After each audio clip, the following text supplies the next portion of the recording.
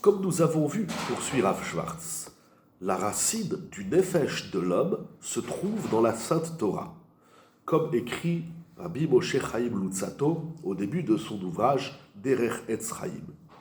Car la Sainte Torah et l'âme de l'homme ont été créés sous le même moule, la même techouna, le même moule, les mêmes caractéristiques. Le nefesh et la Torah connaissent les mêmes outils.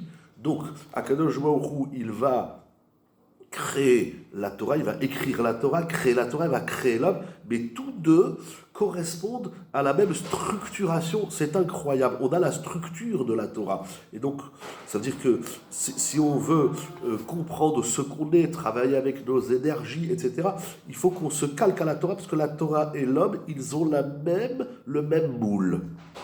La Sainte Torah, la Torah Kdosha, est unique en cela où elle décrit et explique toute la structure du nefesh de l'homme de façon extrêmement claire, précise et détaillée. C'est dans la Torah qu'on va trouver tout ce qui a trait au nefesh.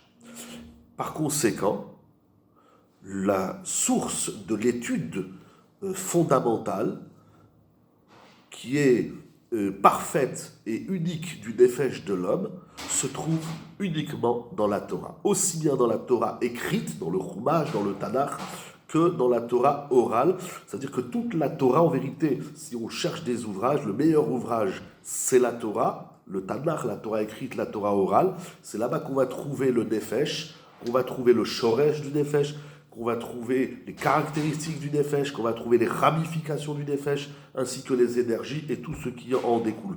La différence, c'est comment étudier la Torah et comment découvrir depuis la Torah le nefesh et son univers. C'est incroyable ce qui est écrit ici. La source unique de mode d'emploi pour concrétiser tout ce travail, qui est orientée et précise pour la connaissance de soi et pour l'autonomisation de l'être et pour la thérapie, le remède de tous les problèmes du nefesh, n'est uniquement que la Sainte Torah. Mais Ezrat Hashem qu'on fasse ce travail, c'est incroyable. Il y a des maîtres qui nous ont aidés. Il y a des grands maîtres dans un autre ouvrage, dans Da et Betera, le Rav rapporte les grands maîtres qui ont fait ce travail, Rav Israël Salanter, ses grands élèves, le Sabbat de Kelem, Rabbi Yerucham Leibovitch, le Sabbat de Slabodka. Personnellement, je citerai encore Rav Olbe Alav Shalom.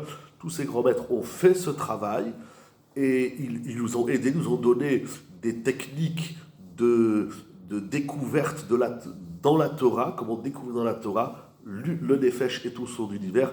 Je vous assure, c'est magnifique, c'est incroyable. Il faut se poser, prendre le temps, et de chaque paracha, chaque sugya dans le Talmud, il y a beaucoup d'autres maîtres encore qui ont fait ce travail, apprendre à tirer une leçon pour comprendre le nefesh, son origine, sa structure, ses conséquences, ses énergies, ses ramifications, etc. En tout cas, c'est la Shita du Rav, elle est magnifique. Dans la Torah, il y a tout, et en tout cas, il y a l'homme et son nefesh, l'homme extérieur, l'homme intérieur. À la prochaine, Ezrat Hashem.